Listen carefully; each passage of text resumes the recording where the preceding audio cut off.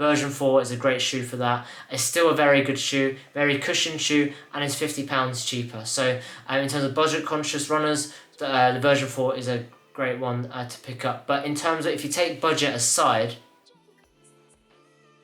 hi guys, welcome back to my channel. My name is Uguraltan, and today we are reviewing the New Balance MoreV5s. I've worn it for 100 miles, so here's my take on it.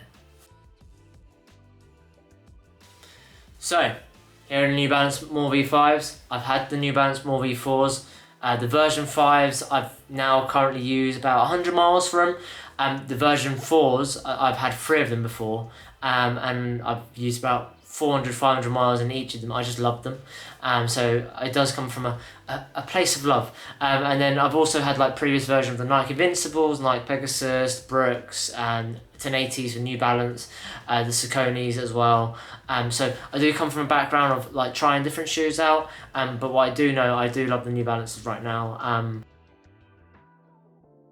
The difference compared to the version 4s, which I love by the way, I've had 3 of them, I've said it already once. The version 5s is a lot more softer in terms of the midsole. It is a bit more thicker, but it is a bit more softer, so that softness actually enables me to kind of pick up a bit more of the easy run. So if I wanted to go at a certain pace and I wanted to pick up slightly, it does enable me to do that, and it doesn't actually feel like I'm exerting too much energy doing that. With the version 4s, it would require a bit more energy. Even though the version 5 is actually heavier, the version 4 just felt like, I don't know, just felt a bit more heavier on feel, even though it, in terms of actual numbers, the version 5 is heavier. So that kind of that softness and an updated thicker midsole, which is a bit more cushioned, I'd say provides that element of like, it kind of balances out, but you can go a bit quicker. But the version 4s, I'd say, it's great for those easy runs, it's great for those long runs, but at a certain pace. But with the version 5, you can do that, but you can also pick it up at a bit more of a steady effort. But I wouldn't do like interval training on them. I just don't think it would work. Generally, easy running, all day running trainers has that kind of a limitation, apart from the Super Blast trainers that I've just reviewed now, the Super Blast 2s. So that's one of the things I'd say consider for these. It is a bit more breathable in terms of the mesh compared to the version 5s. You do feel like after a certain run, your feet doesn't feel as sweaty it is compared to the version 5s. So that is one thing I did realise. I've tried it in different heats as well, so from like 24 degrees to like 9 degrees, so I have that kind of experience with them. So it is a bit more a bit more breathable compared to the version 4s. So that's one thing that I've realised as well. So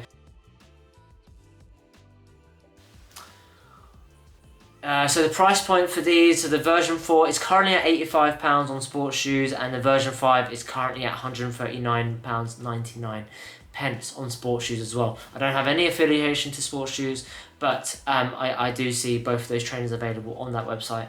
Please let me know if I'm not, if there's other websites that I've missed, but from what I can see, that's the one I've managed to find. So in summary, why would you pick the version 5 over the version 4? You're seeking more of that responsive ride, that improves breathability, a bit more stability in the max cushion shoe with the updated midsole, so it gives you a bit more of that stableness, but also has that kind of softer ride, so you have that bit more responsiveness. In wet conditions, in varied conditions, the version 5 actually performed better than the version 4 from my own experience. So those are the things that I'd say are the benefits of getting the version 5 over the version 4.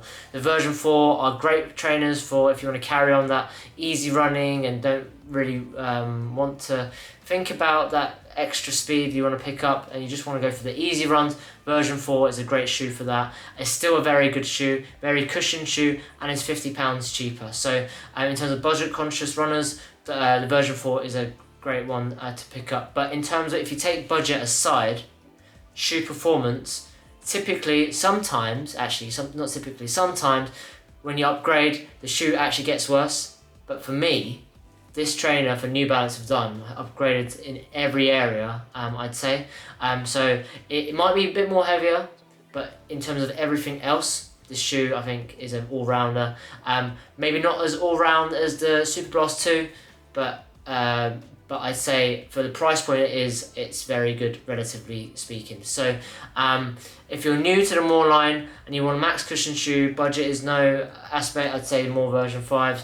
But obviously you've still got aesthetics, you've got other factors that involve your shoe size, shoe fit. Both fit me very well, true to size 9 in UK. But yeah, in summary, for me, the version 5 would be a good purchase. But if you're struck on a budget or you don't really care about the responsiveness, I'd say the version 4 is a great shoe as well. Use them 3 times, 500 miles each.